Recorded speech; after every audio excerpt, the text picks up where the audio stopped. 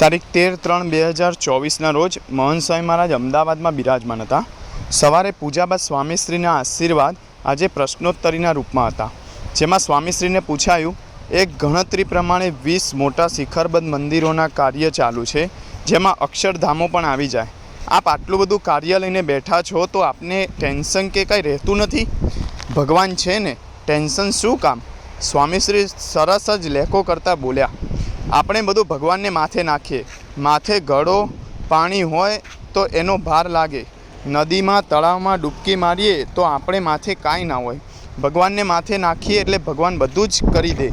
પ્રશ્ન હતો, આટલા બધા મંદિરોના કામ ચાલતા હોય તો સામાન્ય રીતે ભય રહે કે કદાચ કોઈ પ્રશ્ન આવશે તો શું થશે? તો આપને એવો કોઈ ભય રહે છે? સ્વામીશ્રી કહે, ના ના, બધું ભગવાન કરે। તેઓની ઈચ્છા વિના સૂકું પાંદડું પણ હલવાને સમર્થ નથી।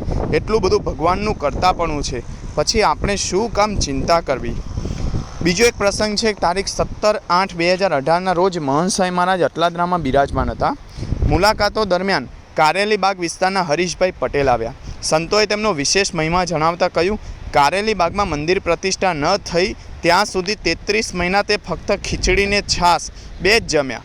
વળી તેમને અને તેમના પરિવારને રવિસભાની દ્રઢતા ખૂબ છે।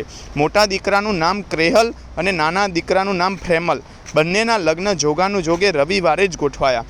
તો પરિવારના બધા સભ્યોએ પહેલાં રવિસભા ભરી, પછી વરઘોડા વગેરે વિધિમાં જોડાયા। હરીશભાઈ આવી તમામ પરિસ્થિતિઓમાં સતત 17 વર્ષથી રવિસભા ભરે છે। બીજો એક પ્રસંગ છે, તારીખ 24/1/2020 રોજ મહંત સ્વામી મહારાજ સુરતમાં બિરાજમાન હતા। સાંજે વોકિંગ તથા પત્ર કાર્યોમાં પરોવાયા। આ સમયગાળામાં ડૉક્ટરની સૂચના પ્રમાણે સ્વામીશ્રીને ભીનો અલ્પાહાર આપવામાં આવે છે। આજે પણ તે પ્રમાણે અપાયો। તેનો છેલ્લો થોડોક ભાગ રહ્યો તે બાઉલની કિનારી પરથી ચમચીમાં ચડતો ન હતો। સ્વામીશ્રી પ્રયત્ન પર પ્રયત્ન કરી રહ્યા હતા। ઉત્તમ યોગી સ્વામીએ કહ્યું, સ્વામી લાવો, અમે ફટ દઈને ઉચકીને આપી દઈએ।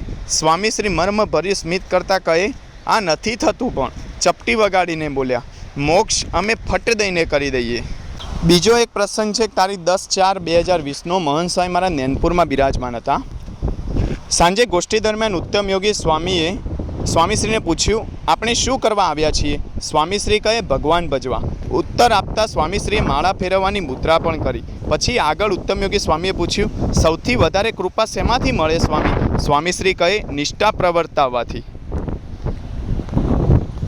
ત્યારબાદ બીજો એક પ્રસંગ છે, તારીખ 16/8/2020 મહંત સ્વામી નૈનપુરમાં બિરાજમાન હતા।